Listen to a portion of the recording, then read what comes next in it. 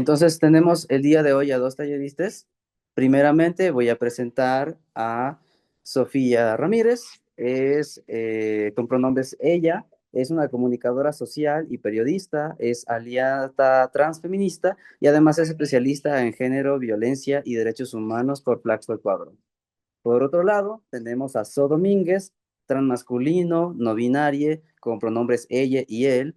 Tiene una diplomatura universitaria en educación sexual integral por la Universidad Nacional de Córdoba.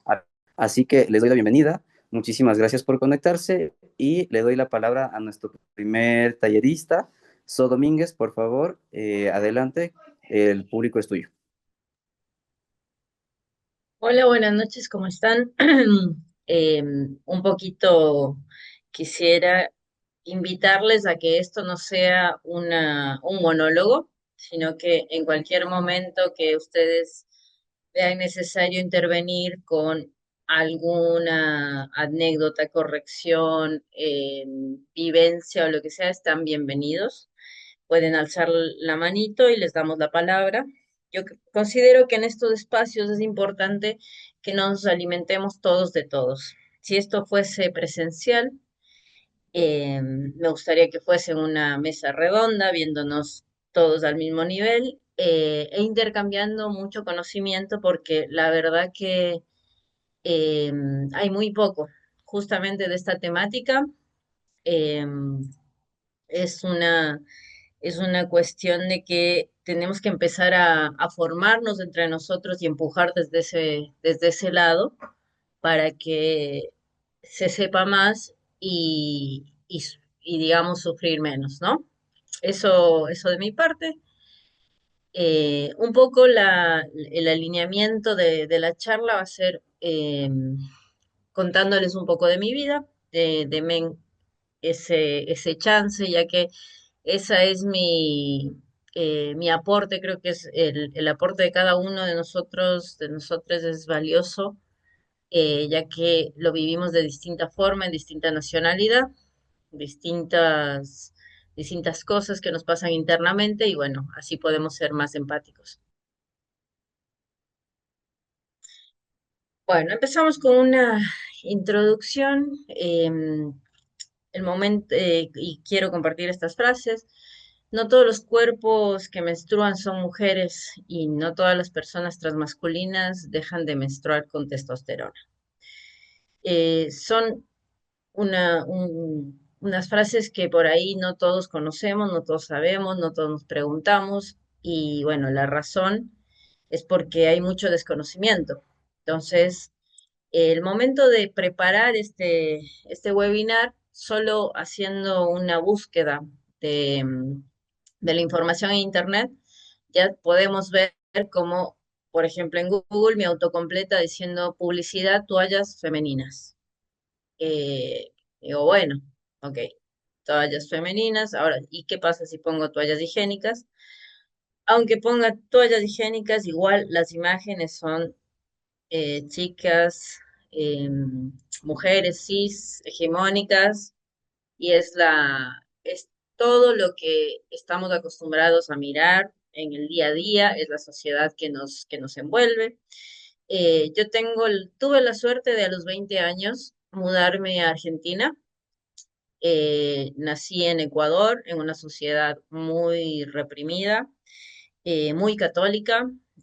Cuando desde mi niñez yo ya tenía esta sensación de, bueno, yo soy un pecado, yo estoy mal, no sé por qué Dios me castiga, y lo único que sabía en mi, en mi inconsciente o consciente era que yo tenía que salir corriendo de acá. A los 20 años digo que vengo a estudiar y hago esta promesa de que desde que me subo al avión hasta llegar a Argentina, nunca más voy a mentir sobre lo que yo sentía, sobre lo que yo era. Eso hizo que, lejos de mi país, lejos de mi familia, de gente que me conozca, yo pueda explorar un montón de cosas. Hoy en día tengo 42 años, vine a los 21, entonces casi que la mitad de mi vida viví en Ecuador y la mitad acá en Argentina. Una cuestión que yo creo que salvó mi vida también en muchos aspectos porque como sabrán, en todo lo que es Sudamérica, la, la política pública en todo este tema de géneros fue bastante punta de lanza y empezó a abrir un montón de posibilidades. Por eso, mi diplomatura en educación sexual integral, yo realmente me dedico a ser guía de montaña, soy profesor de escalada. Pero me interesa mucho el que me conozcan, el poder seguir educando eh, a las niñeces para evitar que vuelvan a pasar estos escenarios como el que yo pasé cuando estaba viviendo en Ecuador y hoy en día también lo seguimos pasando, quizás con menor violencia de lo que me acuerdo 20 años atrás, pero, pero son reales. Toda esta introducción para mostrarles algo que a mí me encanta, que es unos em, unos libritos que salieron cuando vino toda esta política pública de educar, que no sé, los que pueden ver mi pantalla, o sea, este es el libro y está lleno de información, ¿sí?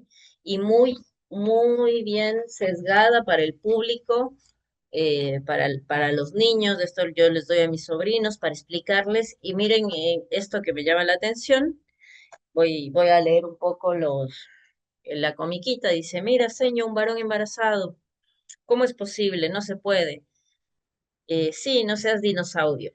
Entonces, ¿cómo desde una comiquita, desde un libro infantil ya se puede meter en la cabeza como estas posibilidades, estas diversidades? Y cuando empezó ese boom, yo sentí un montón de alivio en un montón de cosas que yo no sabía que me dolían.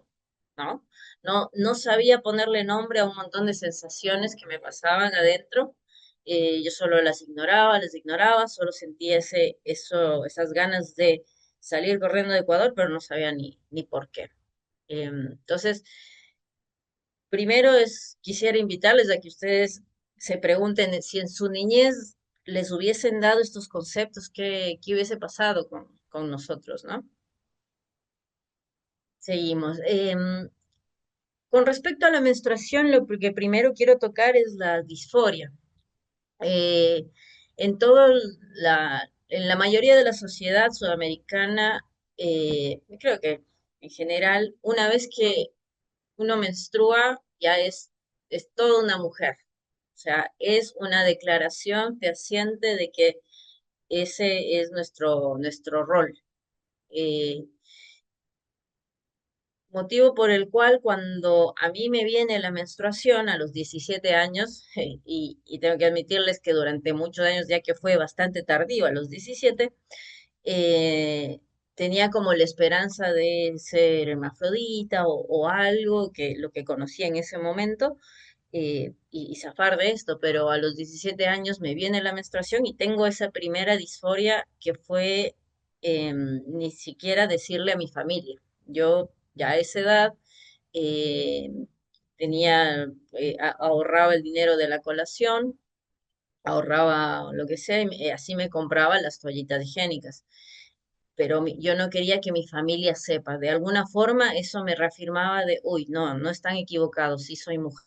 Entonces bueno, creo que ya la vez que me tocó de avisarles era porque manché la cama en un accidente y bueno, mi mamá vio y todo eso y fue justamente mi gran pesadilla. Apenas vio eso, ay, ya eres una señorita.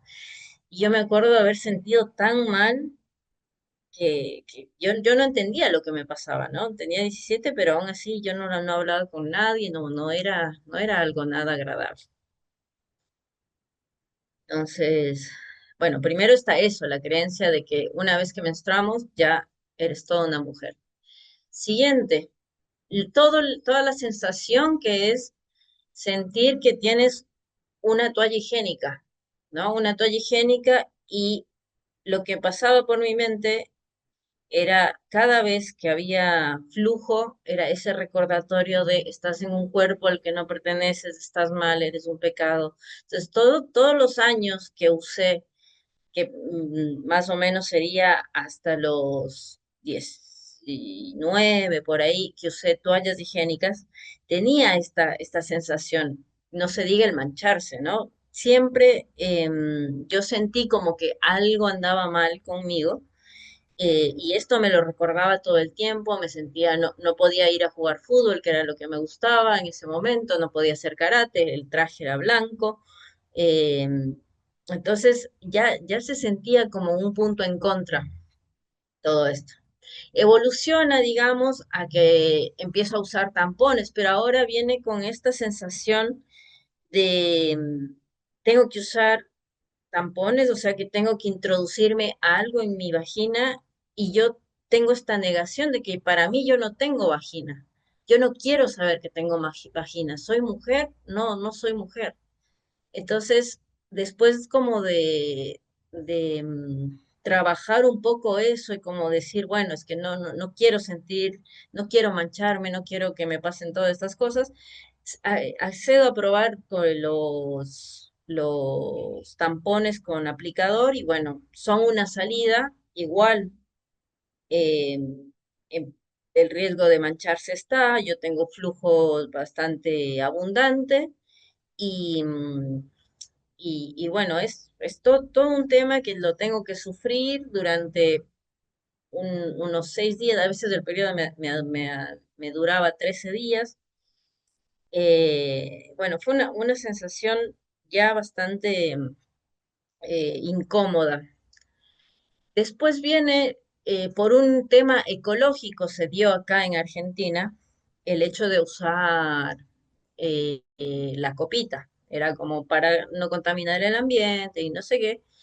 Y una vuelta, como soy ya de montaña, una vuelta yo tenía y cargaba, también fui profe de guías de montaña y yo cargaba en la mochila una copita nueva, un tampón, una toalla higiénica, porque es muy común que, que las chicas menstruen, las chicas, chicos y gente menstruante, se le adelante el periodo en la montaña. Esto se da, bueno, lo voy a explicar más adelante por un tema hormonal. Bueno, empiezo a usar la copita por primera vez. Ya no solo es la conciencia de tener vagina con la penetración de de un tampón, sino el tampón, perdón, la copita para sacarla, son 3 dedos, es algo mucho más invasivo, veo mi sangre, es como mucho más traumante en la sensación, pero me dura más tiempo. Entonces, de repente, aunque no está recomendado, aunque hay que cambiarse cada 4 horas, podía dejarme 8 horas en el día. Entonces, ese recordatorio, esa disforia, solo la sufriría 3 veces al día y no como en las otras ocasiones tan seguido. Eran esas mis sensaciones y hoy en día como que ya convivo con la idea de usar la copa y aunque por ahora, recién que estoy investigando, no lo he usado todavía porque acá en Argentina no se puede conseguir tanto. Bueno, retomando, cuestión que yo lo que estoy usando actualmente es la copita. Em, Todavía estoy investigando, estoy viendo la posibilidad de hacer un upgrade al disco, porque aparentemente, según me dicen personas que han utilizado, este se puede, ¿cómo se llama?, vaciar sin ni siquiera extraerlo. Entonces, lo cual reduciría la sensación de disforia durante todo el día, sino que hay una posición en la que se puede eh, evacuar. Todo eso, lo que les digo, hasta que uno no lo pruebe, hasta aunque uno no lo experimente, no sabemos, ¿no? Hay un montón o sea, otro de los temas que ya están probados es que también el uso de las toallitas higiénicas, todas las que son con Rapisec y con un montón de tratamientos, no son lo más conveniente, ya que nos producen muchas infecciones y nos pueden eh, intoxicar, ¿ok? Es por los materiales que están hechos. Entonces, esta disforia ya después de sentir, un momento en Argentina se pone legal todo lo que es la ley de género, entonces uno sin ni siquiera tener que cambiarse el documento, porque cambiarse el documento te puede, te puede condenar a que no puedas viajar a ciertos países, conlleva un montón de cosas. Hoy en día en el gobierno que estamos pasando, lo que le pasa a la gente que se cambia el documento, por ejemplo, a no binario, no les están dando la jubilación, ¿no? Entonces, como que es un tema, todo esto es un gran beneficio que se dio en el 2021, pero eh, cuando se habilita esto, uno podía entrar al baño que se sentía bien. Yo entré varias veces al baño de hombres, pero cuando uno está menstruando, no hay, no hay tacho de basura, no vas a poder salir con con la copita a lavarle al lavabo. No, no está como normalizado o sea, ya está el tema de que se usa la imagen azul y no se ve la sangre, pero bueno, todo este tema que es una cuestión de aseo personal, que no debería importar, es todo un tema también en el uso de los baños. Bueno, eso que les estaba diciendo, en el 2021 se aprueba la ley en donde podemos, las personas no binarias, poner en una X en nuestro género en el DNI, y ahí a mí se me abren un montón de preguntas porque eh, algún momento que yo pensé, quiero transicionar, no quiero transicionar, el pretexto era, es muy caro, no hay o sea, no tengo acceso a eso, mejor prefiero hacer esto, esto. Desde el 2021 se empiezan a habilitar un montón de leyes y de políticas públicas que hacen que tengamos acceso incluso gratuito a hormonización, cuidado totalmente cubierto por todo un grupo interdisciplinario. Entonces, haciendo que uno pueda transicionar de una manera muy correcta, muy sana, digamos, ¿no? Totalmente cuidado. Entonces ahí viene realmente mi pregunta. Yo quiero transicionar, no voy a transicionar. O sea, ya no, ya ese pretexto ya no existía. Entonces, al mismo tiempo, arrancó un grupo que se llamaba de escaladoras para escaladoras y empezamos a, a entrevistar escaladoras importantes alrededor del mundo y en una entrevista con Carla Pérez es la primera mujer ecuatoriana que sube el Everest sin oxígeno. ¿Por qué les traigo esto a colación? Ella lo hizo menstruando ese momento, y eso era lo que les quería remarcar en la parte deportiva. Lo que le pasa al cuerpo es que cuando estás sometido a unas situaciones de extremo estrés, como por ejemplo subir un Everest o ir a una montaña o lo que sea, vieron que a veces se nos adelanta el periodo. Bueno, eso es del cuerpo diciendo, acá en estas circunstancias yo no puedo embarazarme, así que chao, pum, menstrué, tiene que pasar así, ¿ok? Entonces, Carla Pérez es la que me recomienda esta bibliografía que es de Stacy Sims, se llama Heart, no sé si ya está traducido, es un libro que está en inglés, en donde ella es una de las primeras deportistas que empieza a relacionar el ciclo menstrual con el entrenamiento. Y dice, ¿qué es lo que nos pasa? Ella es que ella entrenaba remo y se empieza a dar cuenta por las estadísticas que que los entrenamientos que hacían eran iguales de los hombres y el performance iba bajando y subiendo dependiendo en qué parte del ciclo estaban, ya que como hacían campos de entrenamiento, estaban todas juntas y tendían a sincronizarse. Entonces esto era bastante fluctuante y ella empieza a sacar datos y se empieza a dar cuenta de todo esto. Eh, Inicialmente, como yo negaba mi feminidad, negaba todo lo que tiene que ver con ser mujer, no me interesó ni traquear mi ciclo, ni bajarme una aplicación, ni saber cuándo estoy ovulando, porque si yo no me quiero reproducir, si yo no quiero estar embarazado, ¿por qué me va a importar ese tipo de información?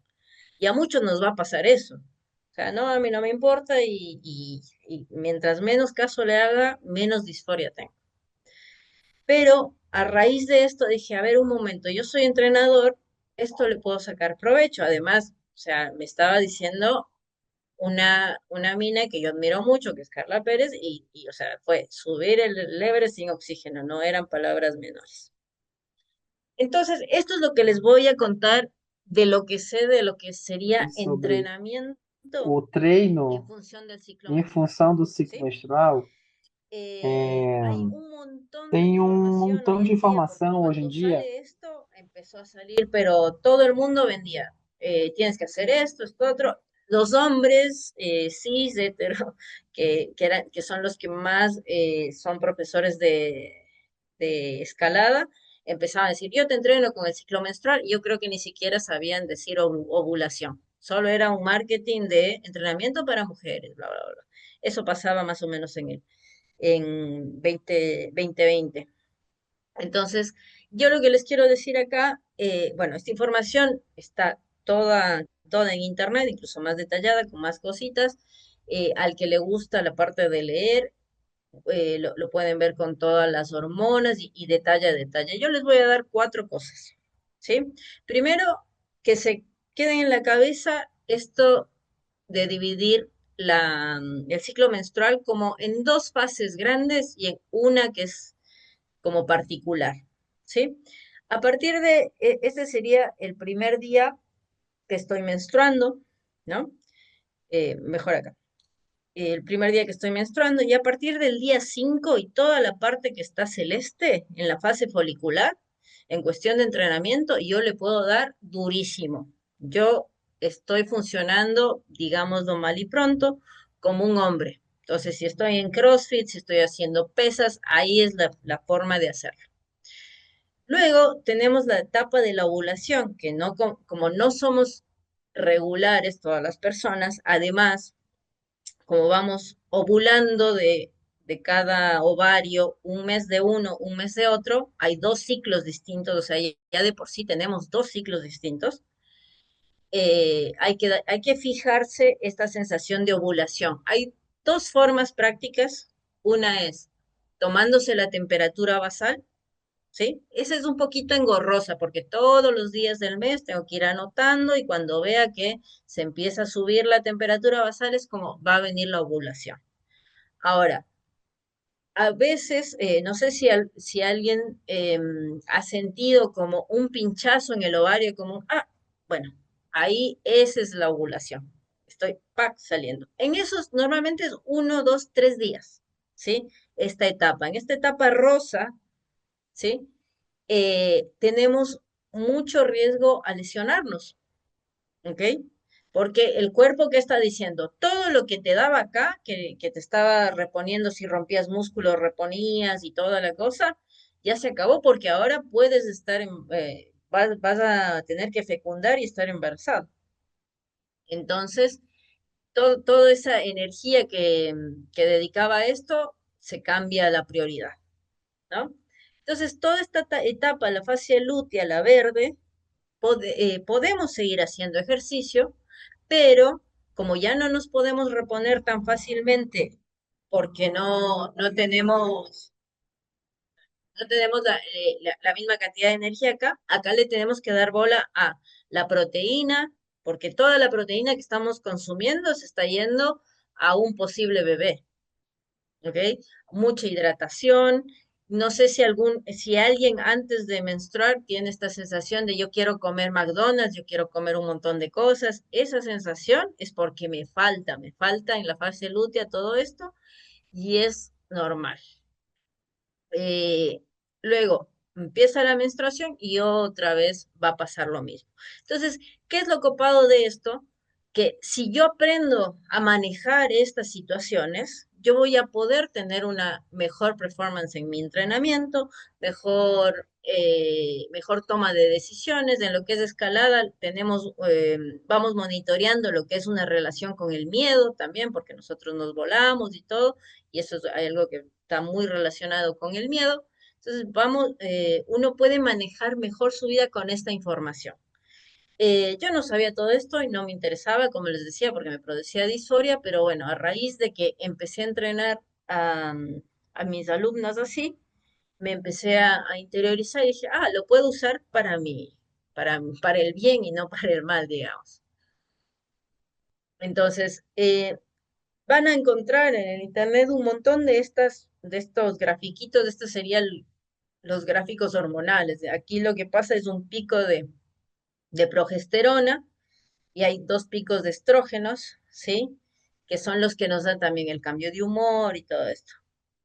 Con que tengan este resumen que a continuación es en la fase folicular tardía, que es cuando a los 5 días después de menstruar le doy fuerte, en la ovulación, ojo que tengo riesgo de lesión, luego en la fase lútea voy tranqui, porque estoy cansado, porque el cuerpo está pensando, yo quiero tener un bebé, entonces no te voy a reponer el músculo, no nada, y luego menstruo, que esos son días que en donde puede haber síndrome premenstrual, uno puede haber cólicos, entonces como que son 2, 3 días que uno no entrena, y en la fase folicular temprana ya estamos entrando otra vez en, en, en un entrenamiento más regular. ¿Ok? Teniendo esto en mente, uno puede desarrollar una salud copada. Ahora, yo elijo, o sea, también mi disforia en la cuestión de corporal, en la cuestión de pectorales, yo elijo hacer ejercicio y que me crezcan los músculos. Una gran disforia que tengo yo es el pecho. Entonces, cuando se empiezan a inflamar, me voy poniendo cintas y empiezo a bajar, pero mi opción, la verdad que por ahora yo no he pensado en hormonarme, porque creo que no, o sea, no lo siento así, no, tengo un dicho que es ante la duda no hay duda y todavía no me cierro. Entonces, estas son mis herramientas para ir transitando esta disforia, ¿no? Bueno, acá le voy a dar fuerte al pecho, me van a crecer los músculos, entonces no se van a ver tetas, sino se van a ver pectorales. Y así es como le he buscado la vuelta a vivir estas sensaciones. Bueno, ahora vamos con las opciones transmasculinas, y esto era lo que les decía, ¿no? Como que un poco les estoy navegando entre mis sensaciones y todo lo que me ha pasado, junto con todo esto biológico, todo esto que he investigado. Esta chica de acá se llama Valentina Aguado. Valentina Aguado es una de las mejores escaladoras argentinas. Así, en ese cuerpo que le ven, que yo algún momento lo tenía en mi cuadro de visión y diciendo, yo quiero ese cuerpo porque es súper masculino, súper marcado, para mi visión era así. Y decía, yo quiero entrenar como entrena ella. Y le pedía a su entrenador que me dé las mismas series y todo. ¿Qué pasa? Ella, como es competidora de alto rendimiento, le llevan al CENER, que es un instituto donde te hacen las mediciones correspondientes cuando eres deportista, y se dan cuenta que tiene amenorrea. Ella ya tenía 17 años también y tenía amenorrea porque tenía un exceso de entrenamiento. Entonces, otra vez, el cuerpo de ella estaba diciendo, o sea, así ni en pedo me puedo embarazar porque toda mi energía está yendo a otros lados. Entonces yo lo primero que pensé es, listo, mi forma de transicionar o de sacarme la disforia con la menstruación es entrenar como loco, hago, ¿cómo se llama? Tengo músculos y encima me da amenorrea. Ahora, ¿qué pasa? El momento que yo consulto con una ginecóloga todo esto, me dice, no, que te dé amenorrea entrenando es lo peor que te puede pasar porque eso es un signo de crisis. Eso es un signo de que tu cuerpo la está pasando muy mal. Además, no se puede mantener esto durante mucho tiempo. O sea, ya es peligroso a nivel mortal si es que se mantiene por años y años, ¿ok?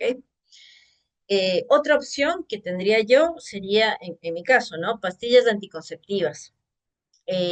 Ahora, mi preocupación con esto es, con el estradiol se puede regular el ciclo, pero me aumenta la grasa subcutánea. Entonces, ¿yo qué saco? Sacándome la menstruación, pero me crecen las tetas, me crecen las caderas, otra vez la pinche disforia. Quizás con progesterona, porque eso sí, reduce sangrado eh, y, y no afecta tanto como sería con el estrógeno que tiene el estradiol. En cambio, bueno, ahí están los beneficios de los que se hormonan. En cambio, con la testosterona aumenta la masa y la masa muscular, la fuerza, el vello, la densidad ósea.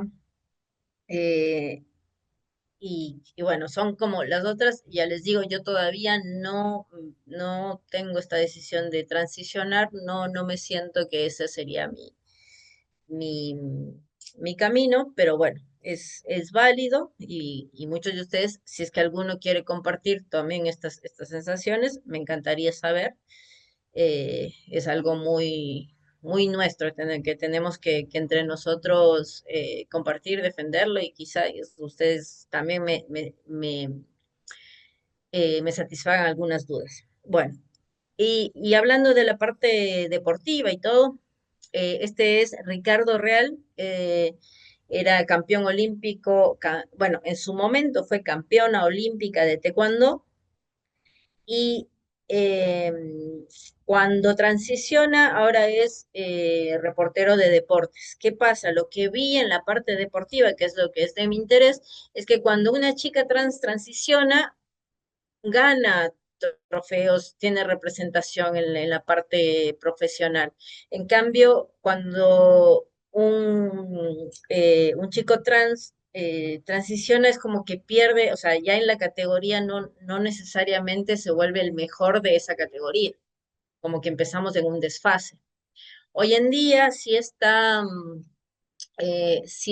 contemplado en los Juegos Olímpicos, eso lo sé porque soy juez nacional y estoy certificado para hacer eso. Eh, Hay todo un test que se hace para personas trans. Entonces, si alguno está interesado en competir a nivel profesional, la cuestión es que te hacen un testeo de qué tanta testosterona, porque esa es la que te da la ventaja deportiva, qué tanta testosterona tienes en los últimos 6 meses. Entonces, si estás dentro del rango del deporte, porque el deporte le pone el porcentaje y los números, puedes competir en tal categoría o en otra categoría. Igual, bueno, no sé cómo estarán hoy en día en eso, eh, por las nuevas políticas y todos los cambios de gobiernos. Bueno, todas estas consultas, y esto quería un poquito también contarles literalmente lo que me dice Andrea. Andrea es una doctora, es una ginecóloga con orientación en género. Ella forma parte de un comité legal que ayuda a que los abortos, y eso un poquito más adelante lo vamos a hablar, abortos que tienen que llegar a ser un caso, estén analizados por un comité disciplinario, interdisciplinario de psicólogos, de médicos, bueno, todo está muy envuelta en toda esta movida. Gracias. Esto yo traté de encontrarlo en Ecuador, imposible. Mi psicóloga es una chica trans y ella me supo dar este contacto y estoy muy feliz de que acá en Argentina por lo menos sé a quién consultar y son personas que tienen todo el conocimiento y que están muy dispuestas a ayudar. Entonces, em, encima, o sea, yo pagué la consulta, le hice todo lo, el- el, lo que le tenía que preguntar. Y aparte, ella siguió reenganchada, me ofreció, porque en algunas de las preguntas que vi el gozo, me ofreció bueno, es un poco complicado al ser remoto, pero si alguien necesita consultar con ella y algo que ella pueda hablar por medio online, es bienvenido. Yo les doy los contactos y ustedes verán cómo pueden acercarse a ella. Entonces, Les leo el mail para no cambiar nada de lo que me dice. Hola, por un lado te respondo un par de preguntas que había quedado en rechequear la información. No encontré métodos no farmacológicos para inducir la menorrea. Yo le preguntaba por qué normalmente a mí no me gusta tomar mucha medicina y por lo que vi, lo que necesito o mi opción para dejar de menstruar serían las pastillas anticonceptivas, o el DIU, pero el DIU está más o menos en $600. ¿Ok? Como hablamos de una persona que no quiere menstruar, habría que ver cuál es la mejor opción de acuerdo a sus condiciones de salud y sus preferencias. Luego encontré que las personas que se hormonizan con testosterona pueden ser alrededor del 20% que tardan un poco más de llegar a la menorrea. Pueden tener sangrados irregulares todavía a los 6 y 12 meses de comenzada la testosterona. No encontré ningún porcentaje que no responda y siga sangrando. Y y en ese caso lo que se evalúa es, por un lado, si algo puede estar causando ese sangrado no esperable y eventual necesidad de que se requiera alguna otra medicación para llegar a la menorrea.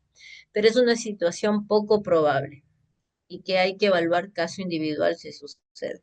También, como hablamos antes, de cualquier tipo de tratamiento hormonal, se realizan consultas las que se evalúan la situación de salud de la persona. En caso de la testosterona, se piden estudios, luego se hace un seguimiento, en principio 3 meses, y luego se van espaciando. Y me adjuntó una guía que, asimismo, Gabo, yo te la voy a pasar, es la guía del Ministerio de Salud acá, que aunque es técnica, tiene mucha información que nos va a ser de ayuda en todo esto de los procesos de hormonización y cómo se hace cada caso. Lo que ella me recalcó todo el tiempo es que siempre va a depender de cada persona. Y está buenísimo, y en esta oportunidad, ya que estamos hablando de menstruación, que ustedes lleven un autoconocimiento de su ciclo menstrual, ¿sí? Para que si deciden hormonizarse, saber qué viene, o sea, cómo vienen desde antes y cómo les está afectando, ¿sí? Para ver si es que eh, se produce, por ejemplo, una endometriosis o lo que sea, puede pasar antes y a veces hasta ha pasado que la testosterona ha mejorado la endometriosis, y etcétera, etcétera. Pero eso yo no se puede generalizar. Como les dije al inicio de de la charla, hay tan poco estudio, tan poco registrado, tan pocas estadísticas de que tenemos que darnos el trabajo de hacerlo nosotros mismos y hacerlo de la manera dentro de todo lo más correcto posible. Bueno, en cuestión de las personas en testosterona, cosas importantes. A pesar de que estoy en testosterona y dejé de menstruar, voy a poder quedar embarazada.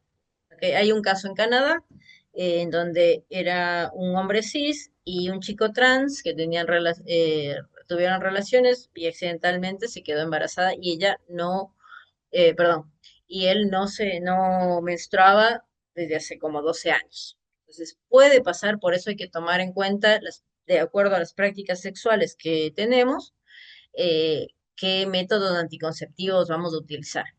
¿Ok? El momento que empiezo con con la testosterona, lo que va a pasar es que se me atrofia el endometrio. ¿Cómo se llama? Una histerectomía se puede hacer, pero no es necesaria, ¿sí? Y en cuestión de las revisiones que voy a tener que hacer en el ginecólogo, eh, primero, si me hago el Papa Nicolau, hay que avisar que me estoy hormonando porque a veces en los estudios el cuello del útero suele sufrir anomalías por la testosterona. Entonces no se sabe si realmente puede ser un cáncer o es por efecto de la testosterona.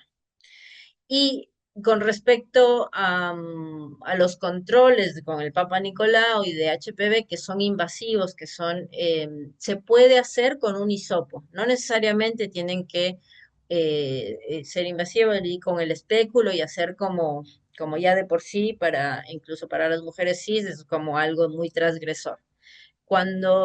Y eso también en lo personal, cuando fui la primera y única vez, porque tampoco me gusta ir, obviamente, al ginecólogo, eh, tuve la charla con la ginecóloga y me dijo, no, no es necesario porque yo no practico sexo por penetración. Igualmente, esto no quiere decir que no me tenga que hacer un examen de HPV, pero sin embargo, esto se puede hacer con hisopos y teniendo también con espéculos más pequeños y todo, avisando. Acá ya se hace esto de avisar y trátame así, porque es una ley. Hay una ley que me ampara en donde por más que en mi documento diga un nombre femenino, por ley me tienen que tratar como yo te diga. Eso es lo bueno que por ahora conserva Argentina. Entonces, es mucho más justo ir a pelear que en un hospital me traten por mi nombre, respeten mis pronombres. No sé cuál es la realidad en otros países. Seguimos. Y como adicionales, si una persona tuvo una mastectomía, igual tiene que hacerse mamografías porque a pesar de que retiran el pecho, dejan un poquito de tejidos para que no se pegue la piel o el músculo al hueso.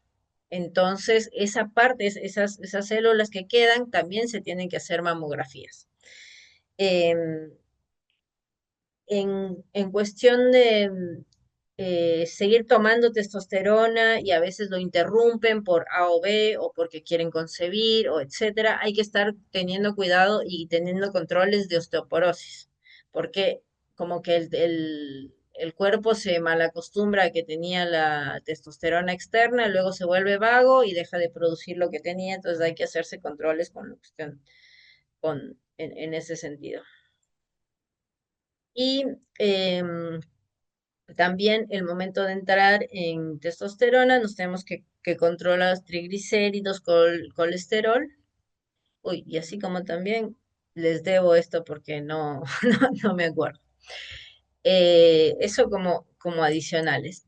A ver, la recomendación general es antes de hacer cualquier procedimiento, yo tener un autoconocimiento mío y también médico de todo lo que me venía pasando, ¿sí? En el laboratorio lo que me hizo hincapié la ginecóloga era eh, hacer un examen hormonal, hacer un examen clínico y como decirse mal y pronto, un ABC, como para saber el momento que empiezo a transicionar, qué es transicionar, ¿sí? Porque ya sería un poco tarde en la mitad ver cómo fue la testosterona o fue algo que me pasaba desde antes y ahora se dio, ¿ok?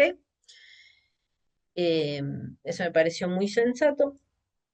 Entonces, como conclusiones, la menstruación en personas transmasculinas no es solo un tema biológico, sino también de identidad y salud mental.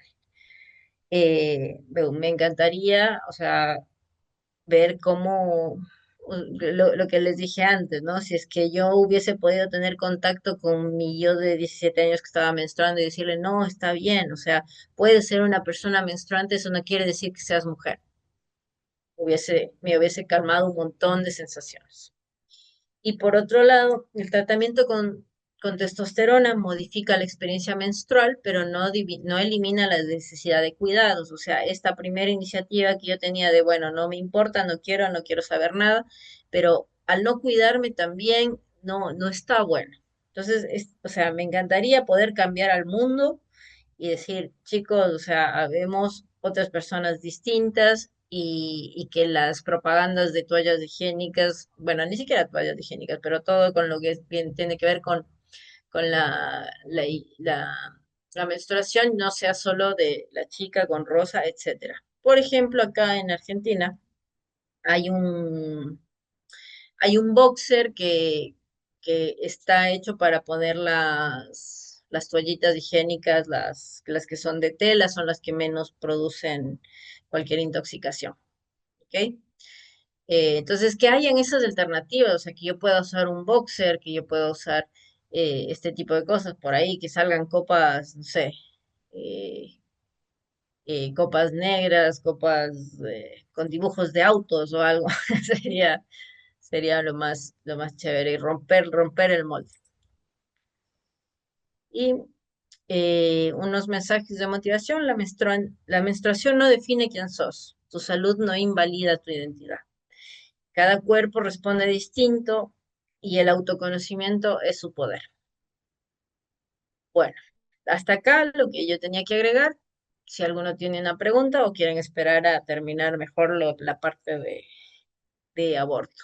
Y si no, Sofi, te doy la palabra. Buenas noches con todos, perdón que te interrumpa un ratito.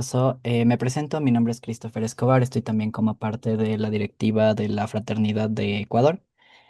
Voy a seguir moderando porque me pasaron la posta. Bueno, Ah, ok, solo por leerte unas preguntas que hay en los comentarios del Zoom. dale. Ya, la primera dice, ¿cómo puede afectar la testosterona durante la menopausia? Durante la menopausia. O sea, ya estás en menopausia y ahí te empiezas a y ahí empiezas la transición.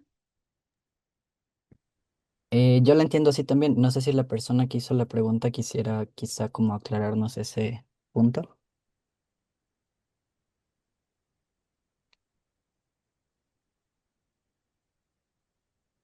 Dice, no, inicia antes de la menopausia la terapia. Bueno, si es constante, si no va, o sea, si todo el tiempo vas a usar testosterona, no deberías empezar a tener menopausia. ¿Sí? Hay un cambio hormonal, pero en lo que tengo entendido es como que se frena. Igualmente, eh, le puedo hacer llegar la pregunta si me das más datos precisos como edad, porque si es antes de la menopausia, o sea, en teoría lo que va a hacer cuando se atrofia el endometrio y tú sigues tomando testosterona, no vas a menstruar y todos esos efectos y esos cambios hormonales con la progesterona y el estrógeno ya no se van a dar. Entonces se frena también todo ese proceso. Ya, gracias. Igualmente, dale. Perdón, sigue, no, sigue. Nada, que igualmente si me tiras más datos, le consulto a Andrea. Seguí con la siguiente. Ya, la siguiente dice, ¿cómo acompañar adolescencias? Se me movió el chat, un segundo, perdón. Y niñeces trans sobre la primera menstruación. Uy, estos libros les tengo que pasar. Primero, normalizar esto, o sea, estos mensajes, no sé si quien me está hablando es un chico trans, masculinidad trans, pero a ver, yo doy clases en una escuela de niños y cada vez que tengo que hablar de estos temas o estas cosas, eh, yo me siento en el papel de qué me hubiese dicho a mí. Entonces, por ejemplo, esto de que no necesariamente te marca como mujer, que la sociedad es la que está poniendo esos parámetros, que existen hombres que pueden gestar y mostrarles información y que no, o sea, como no estás solo. Ese es el mensaje que creo que a mí me hubiese calmado totalmente. No sé si ustedes lo comparten o también pueden hablar ustedes, ¿eh? Yo quiero también que escuchar y conocerles de no sé cuánta gente esté, pero que estemos todos, mucha gente de Sudamérica unidos es un gran evento.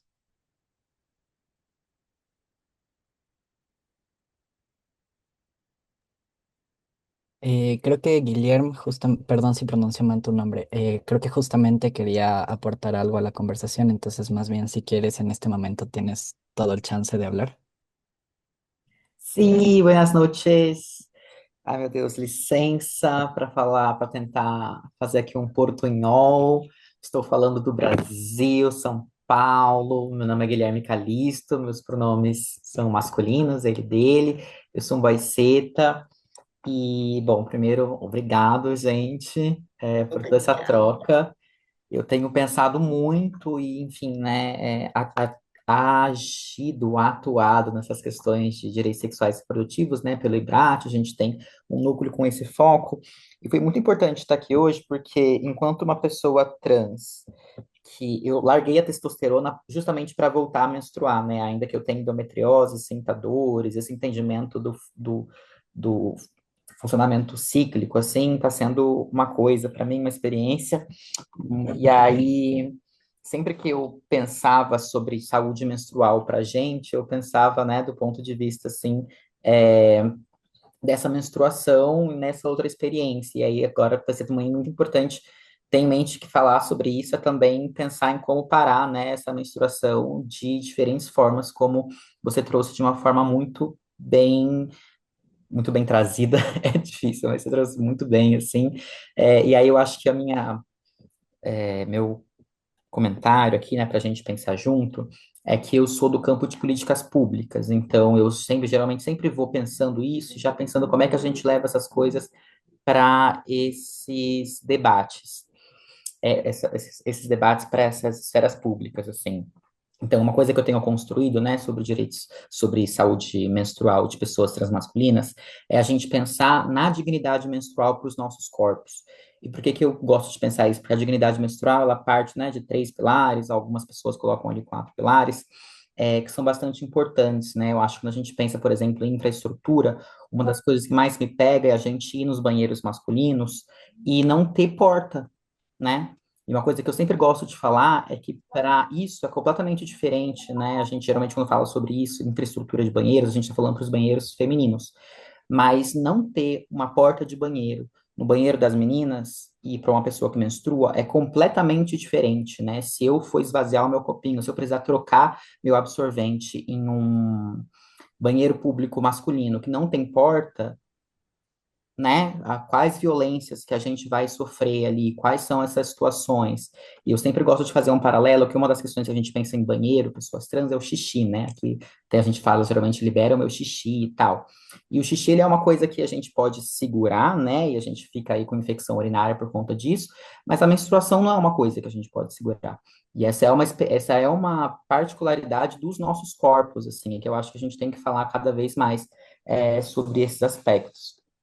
E aí eu acho que eu gosto de pensar nessas coisas também, para a gente trazer desse ponto de vista, né? Como pensar essa educação menstrual para esse outro corpo, como pensar esse aspecto de infraestrutura, de acesso à informação de uma forma que seja transinclusiva, como pensar esses diagnósticos de síndrome do ovário policístico, de amenorreia, de endometriose, que já são diagnósticos que demoram para chegar, né, para os nossos corpos, e como pensar também em disputas que chegam no âmbito trabalhista, né?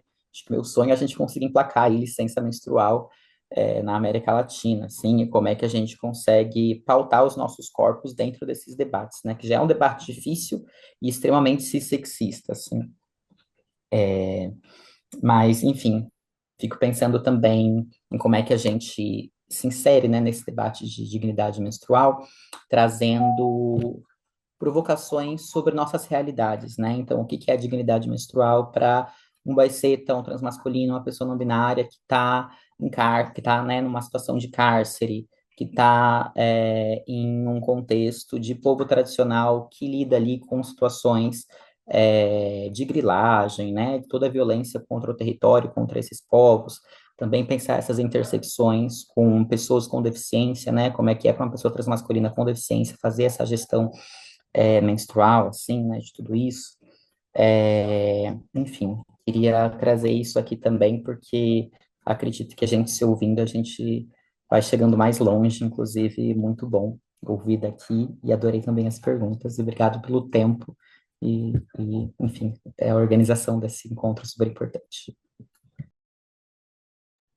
Gracias, Guillermo. Gracias también a todas las personas que están ayudando a traducir en el chat.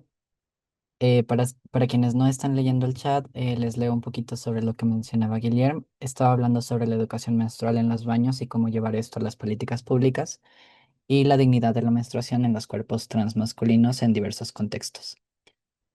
Em, Supongo que entonces era una pregunta para los ponentes, Guillermo, o era solamente un comentario. Ya. Entonces supongo que la pregunta iría de cómo se puede hacer mejores políticas públicas que incluyan la educación menstrual y estos temas de violencia obstétrica y patologías como que en el ámbito público. Yo te cuento lo que pasó acá. Habíamos ganado un montón de espacio, de lugares, de reconocimiento, incluso había eh, ¿cómo se llama esto? Ay, se me fue. Un porcentaje de gente trans que tenía que sí o sí trabajar en entidades públicas. Apenas se cambió el gobierno, fueron las primeras cosas que empezó a sacar. Vino el nuevo presidente con un paquete de medidas y fue totalmente contra nosotros. Eh, pero hablándote de lo anterior, o sea, fueron un montón de activismos desde la pandemia. O sea, yo marco ciertos hitos, ¿no?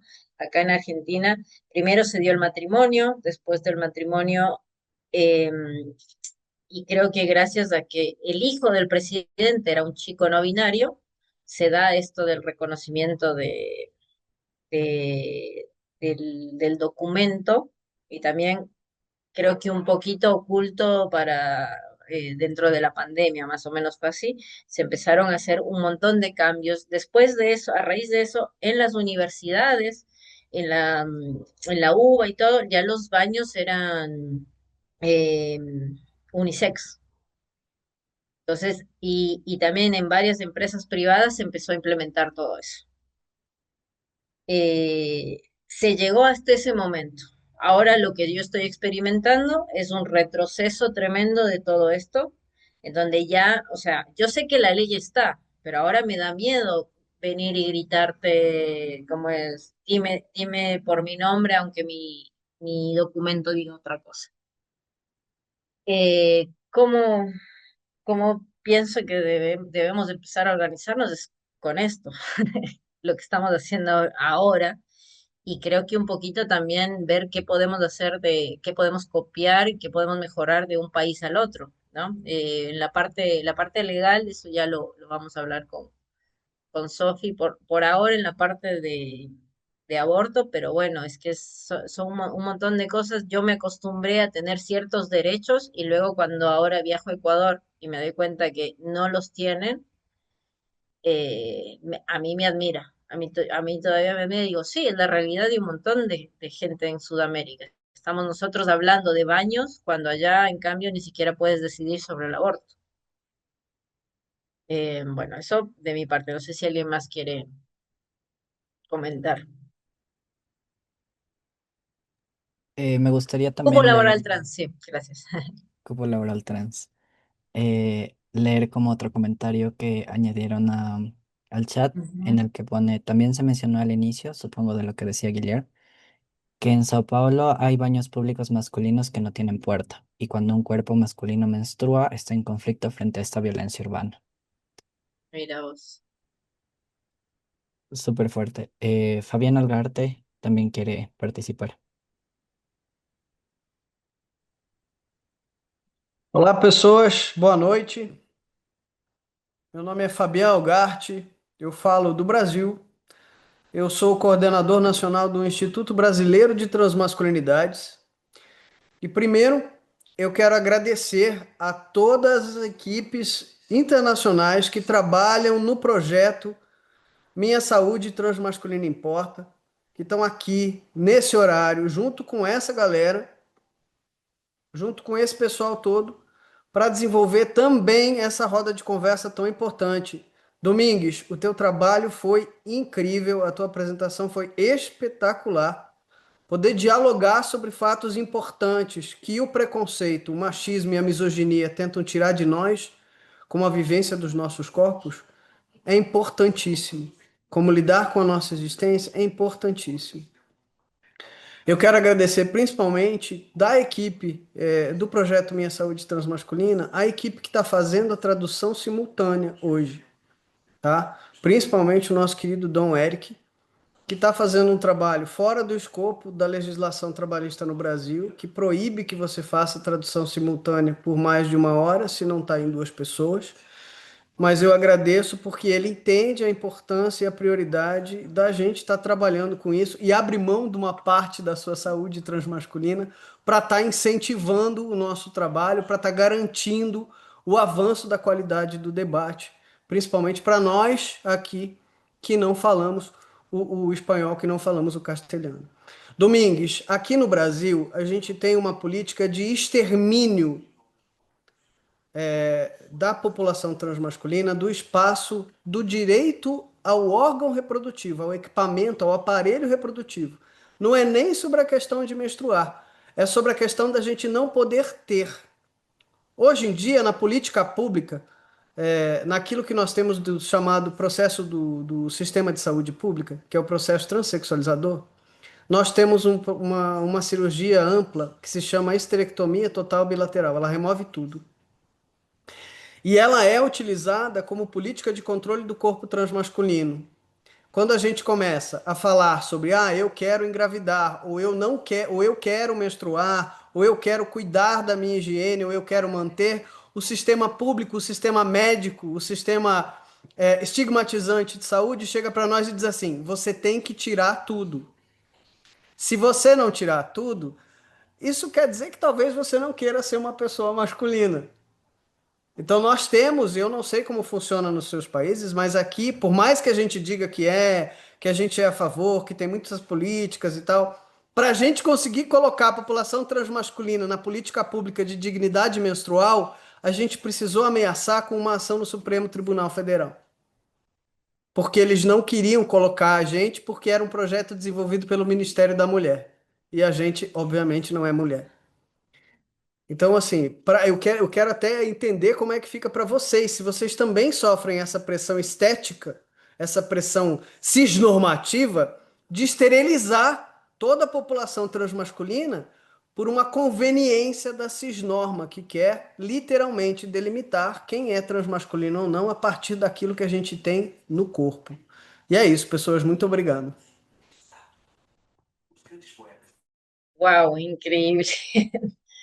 No, bueno, acá, como les mostré, bueno, estuvimos tratando de que las niñeces, las juventudes, empiecen a meter en su cabeza, en su catálogo, eh, un hombre embarazado, que sea una posibilidad y que ya entiendan de por sí que es un hombre trans y que esto es una posibilidad y que nos podemos expresar como nosotros queramos.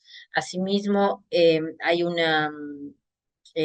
la primera vez que se hace el cambio de género a una chica trans, a Luana, fue a los 4 años. La película está ahí en YouTube, está bueno que lo vean. También es una de los primeros casos eh, que se da acá en Argentina. Yo, la verdad, agradezco, yo no escogí Argentina por alguna razón en particular, fue una suerte de venir y justo estar en un lugar que tuvo la vanguardia en estos temas. No puedo creer lo que me estás contando, Fabián. O sea, justamente en ese sentido es como que te está binarizando totalmente. O sos uno, sos otro. No, no, no, ni siquiera sabía y gracias por compartir. Me quedo totalmente en shock. Eh, tenemos mucho, mucho por hacer. Muchas gracias por todos los aportes. Más que nada, debido al tiempo, voy a dar paso a nuestra siguiente ponente, a Sofi.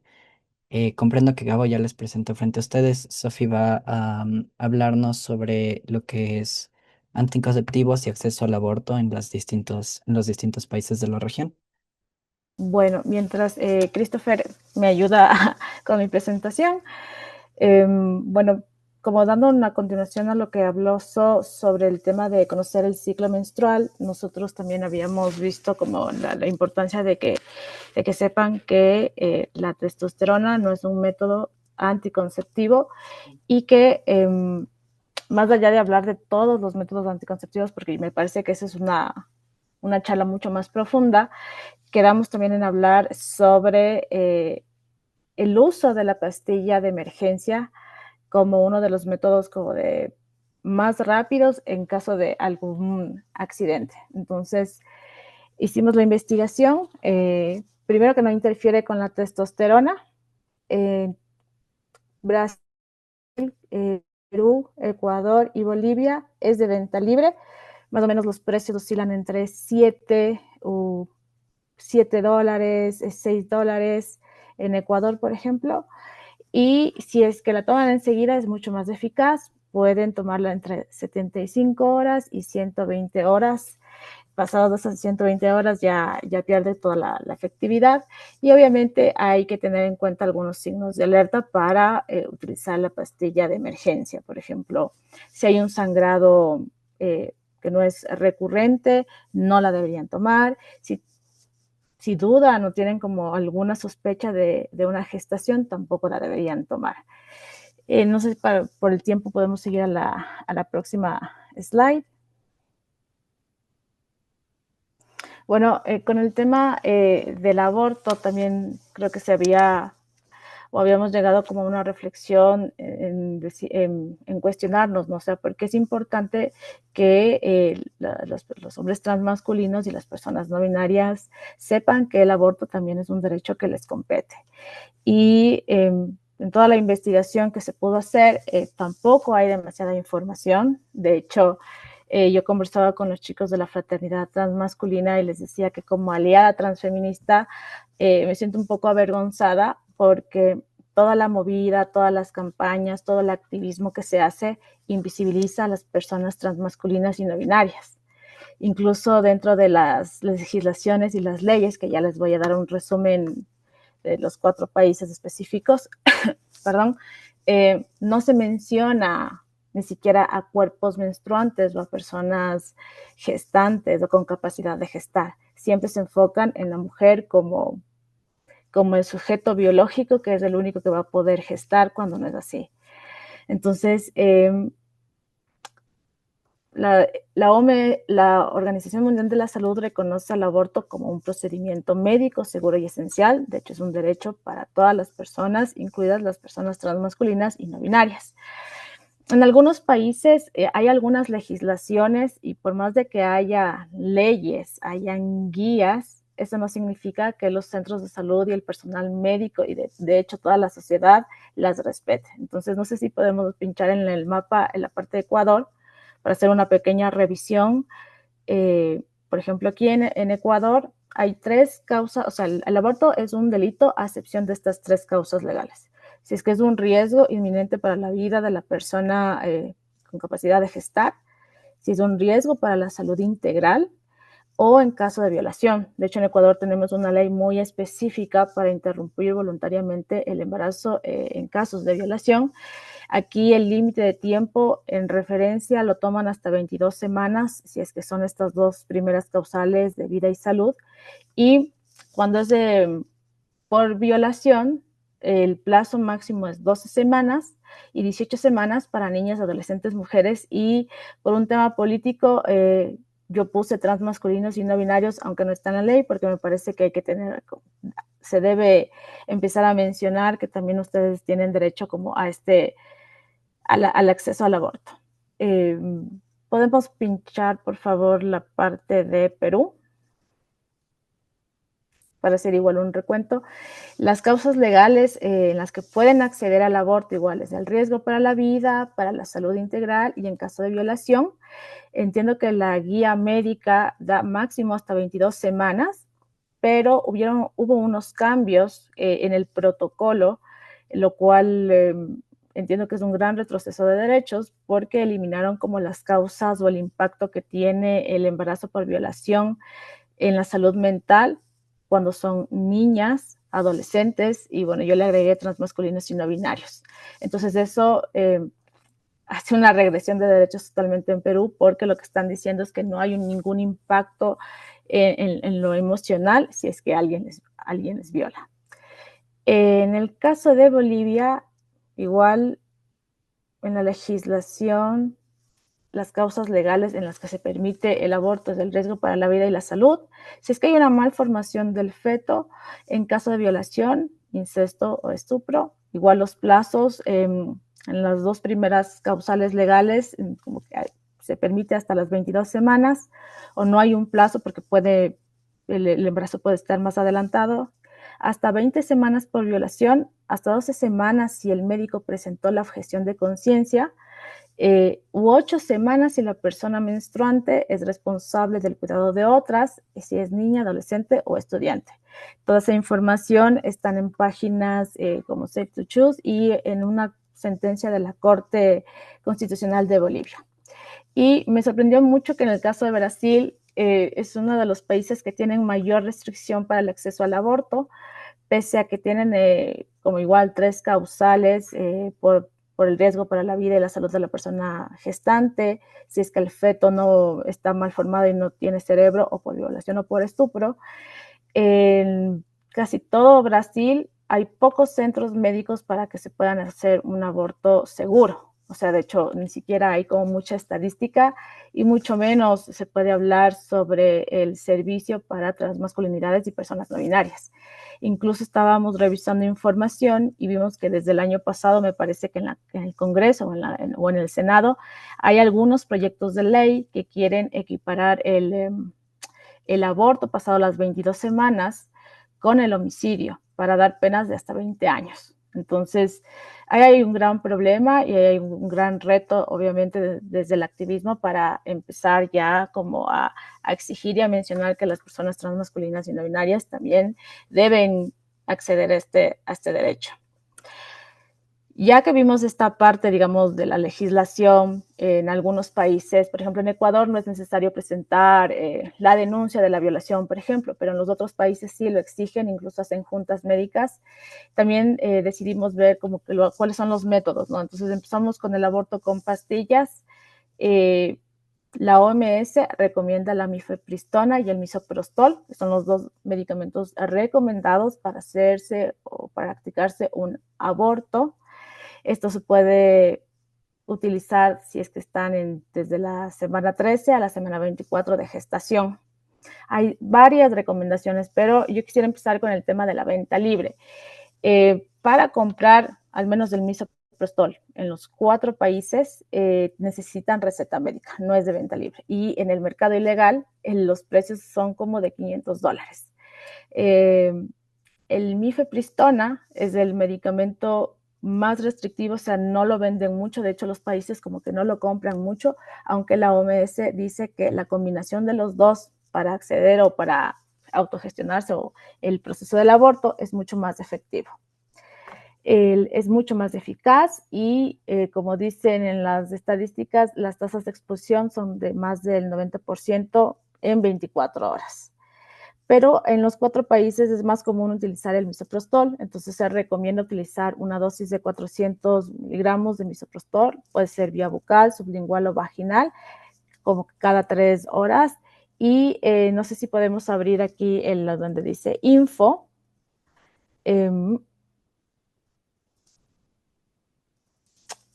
Cuando van a usar el misoprostol, si es el periodo de gestación es menor a 12 semanas, lo puedan hacer en casa y hay que tener el acompañamiento. Para eso ya les voy a explicar que hay unas redes de acompañamiento. El misoprostol es seguro antes de las 28 semanas, no interviene con el tema de la testosterona si están en terapias de hormonización. Tampoco existe una dosis máxima de misoprostol para utilizar, entonces es como bastante seguro y es recomendado. Si lo podemos cerrar. En cuanto a precios, porque me pareció importante saber más o menos cuánto se puede gastar si es que alguien necesita acceder a estos medicamentos. En Ecuador, la caja de 28 pastillas está por los $14 y la unidad por 50 centavos. En Perú, la caja cuesta 180 soles, un solo blister de 14 pastillas, 95 soles. La unidad 7 soles. En Bolivia la caja como 29 bolivianos y en Brasil, de lo que pude consultar, está entre 70 y 180 reales. Obviamente es mucho más económico que acceder como a las intervenciones quirúrgicas. ¿Qué es lo que hace la mifepristona? Que es la que no se vende tanto, que es mucho más, los gobiernos le restringen mucho, es que bloquea la progesterona, que es como la Sofi, hormona que incide el tema del embarazo, ¿sí? perdón que te interrumpa. De la interpretación, que si puedes hablar un poquito más suave. Ah, ya, Gracias. perdón. Ok, la mifepristona bloquea la progesterona y el misoprostol, en cambio, genera las contracciones en el útero. Ya les voy a explicar más o menos cómo funciona en los cuerpos. Y hay una serie de recomendaciones para utilizar el misoprostol. Por ejemplo, si hay sangrado, evitar usar la pastilla vía conducto vaginal. No hay que usar tampones o copas menstruales hasta que el sangrado termine en caso de que accedan a este tratamiento al aborto con pastillas. Y como les había dicho, no tiene contraindicación con la testosterona. Entonces, si podemos pasar a la próxima slide. También hay la opción de los métodos quirúrgicos en centros de salud privados y públicos, aunque sabemos que por más de que existan legislaciones, hay mucha discriminación contra las personas transmasculinas y no binarias, pero estos métodos son como los más seguros. Bueno, este es el único método más seguro. Primero que el legrado del útero ya no está permitido porque causaba mucho daño al útero. Entonces, si es que van a alguna clínica y alguien les ofrece el legrado, no deberían someterse porque es muy invasivo y muy peligroso. Ahora se utiliza la técnica de la aspiración al vacío. No sé si podemos hacer clic en el más.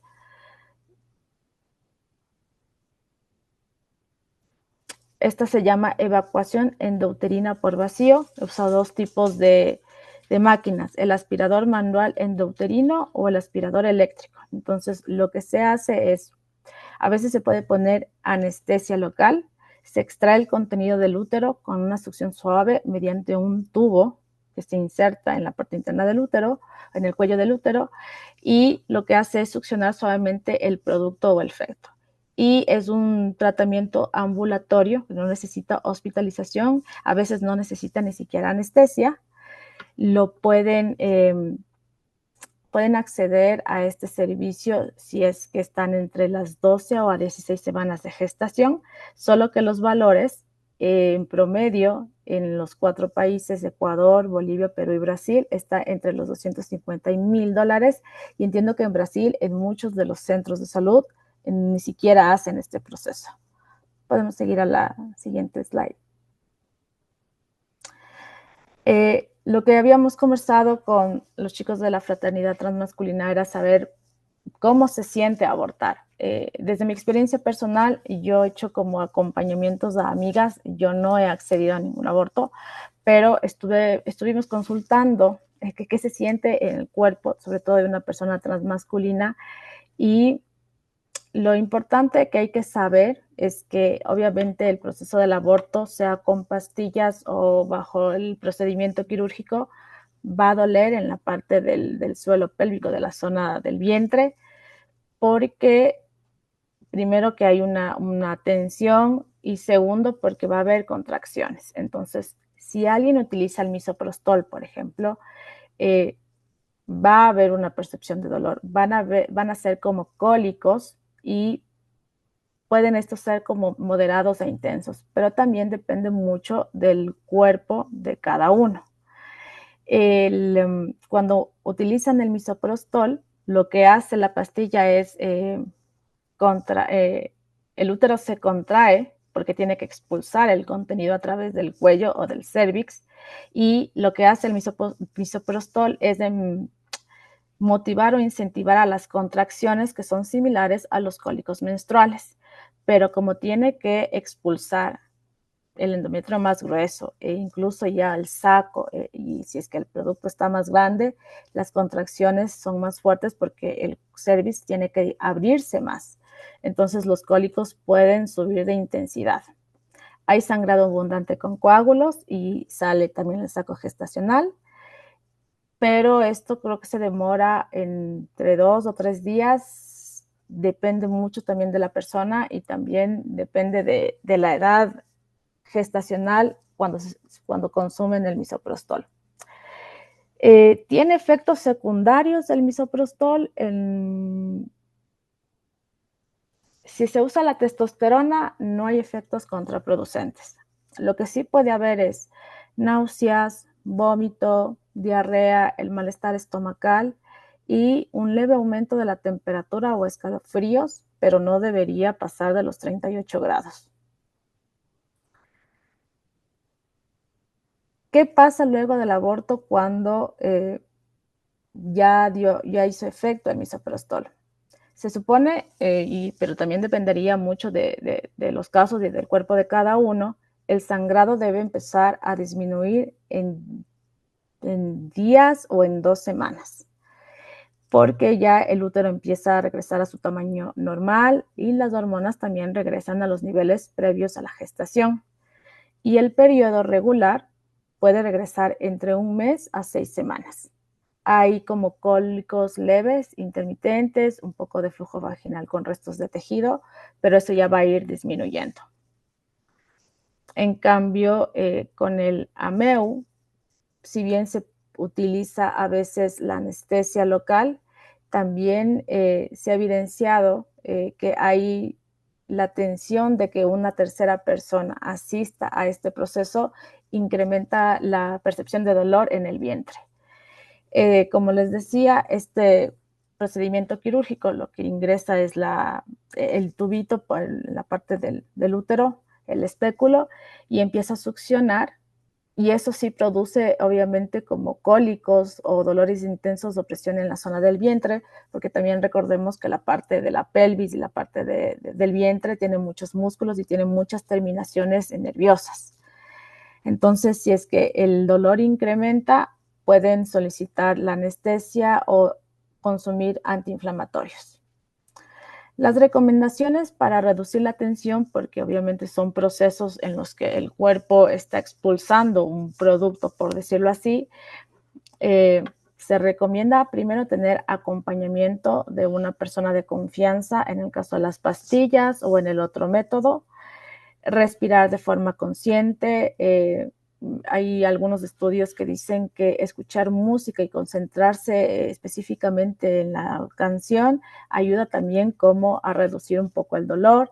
También dar masajes circulares de manera suave sobre el vientre o colocar calor puede ayudar como a reducir como estos espasmos o estos cólicos que se producen en los dos procesos. Y obviamente luego de que se acceda o haya terminado el proceso de aborto, siempre hay que estar pendiente de signos de alerta porque si hay mucho sangrado, por ejemplo, que moje 2 toallas sanitarias cada hora, si hay un dolor demasiado insoportable que no mejora con los analgésicos, si hay desmayos, hay náuseas, hay fiebre e incluso hay apariencia de pus, hay vómito, tienen que acudir inmediatamente a un centro de salud porque puede haber alguna infección o puede haber una hemorragia que puede ser peligrosa. Podemos pasar, por favor, a la... Y bueno, para hacerlo corto, también sabemos que en nuestros países el acceso a los servicios de salud es bastante discriminante cuando se habla sobre el tema de la interrupción voluntaria del embarazo. Se ha evidenciado, por ejemplo, aquí en Ecuador, Surcuna, que es una colectiva que hace acompañamiento legal y de aborto a personas transmasculinas, no binarias, mujeres, niñas y adolescentes, evidencian algunos casos, por ejemplo, en que hay alguien que necesita acceder al aborto por violación y lo que hacen es llamar a la fiscalía o a la policía. Entonces se han conformado redes feministas para acompañar el aborto con pastillas, incluso por un tema geográfico desde el celular, porque eso también se puede hacer. En Ecuador están Las Comadres y Surcuna. En Perú, si podemos hacer clic ahí, está Red Compromiso y Serena Morena. En Bolivia, me pareció muy interesante, tienen a Mano Diversa y ellos realizaron recién un estudio sobre el tema del acceso al aborto para transmasculinos con unas historias bastante impactantes y muy humanizantes. También hay información en IPAS Bolivia y la Red Trébol de Bolivia que está en Facebook. Y en Brasil tienen se pudo encontrar esta página que dice Millas pela Vida de Mujeres, no sé hablar portugués. También está la página de Safe to Choose con información y hay una aplicación que dice Aborto Seguro PT. Pero más allá de las redes de acompañamiento, también yo hablaba con los chicos de la fraternidad y también le compartí en su momento a So, y que creo que lo dije al inicio, como activista y como aliada transfeminista hay que hacer un mea culpa porque no estamos haciendo bien nuestro trabajo. Justamente este mes, el 28 de septiembre, se hace como alguna causa regional para acceder al aborto, pero hay que empezar a mencionar también a las personas transmasculinas y no binarias, porque también merecen acceder a un derecho, a su derecho de querer interrumpir voluntariamente su embarazo o no. Y yo creo que desde el enfoque, que es mi expertise, desde el enfoque comunicacional, es importante empezar también a cambiar las narrativas, incluso de los discursos, de las ponencias, de los webinars, y empezar a decir que las personas transmasculinas y las personas binarias también abortan y que necesitan acceder a servicios de salud dignos. Y también es muy importante entender que todo este proceso, no solo del tema del ciclo menstrual, del acceso a anticonceptivos y el tema del acceder al aborto, tiene que ir acompañado con un tema de salud mental.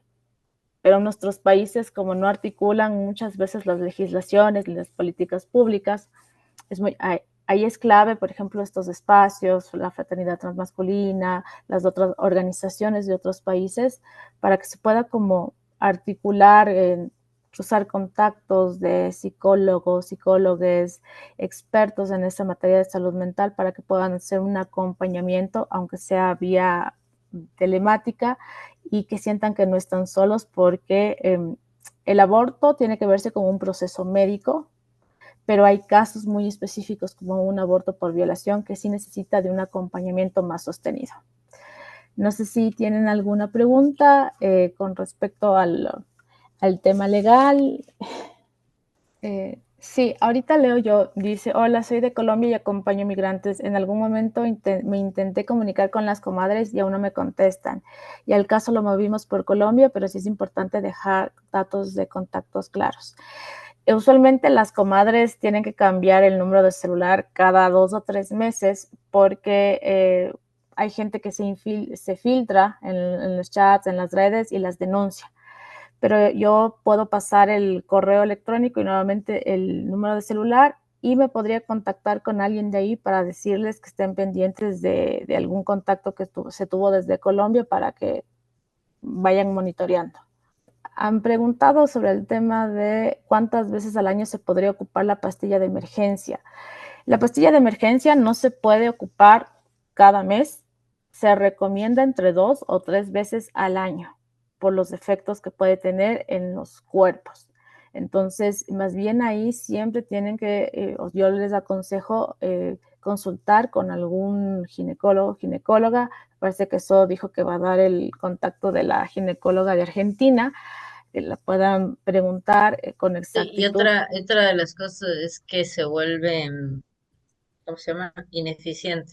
Mientras más la tomes, ya no Es que funciona. el nombre es pastilla de emergencias para casos muy emergentes, entonces no es un método anticonceptivo que se puede mantener en el tiempo. Entonces hay que tener mucho cuidado con el uso de la pastilla de emergencia.